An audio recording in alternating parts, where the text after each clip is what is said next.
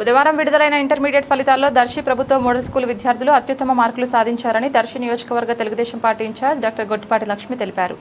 ఈ సందర్భంగా ఆమె మాట్లాడుతూ ఇంటర్ ఫస్ట్ ఇయర్ చదువుతున్న ఎం కోమలి ఎంపీసీలో 470 మార్కులకు గాను 465 మార్కులు సాధించి దర్శి టౌన్ 2వ ర్యాంక్ సాధించిందని తెలిపారు.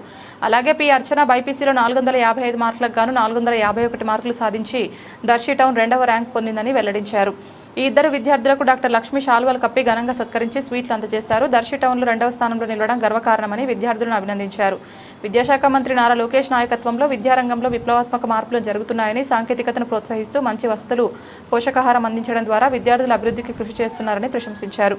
మోడల్ స్కూల్లో మంచి వాతావరణం, నాణ్యమైన భోజనం ఉండడం వల్లే మంచి ఫలితాలు సాధ్యమయ్యాయని, చిన్న చిన్న లోపాలను సరిదిద్దుకుంటూ ముందుకు సాగుతున్నారని తెలిపారు.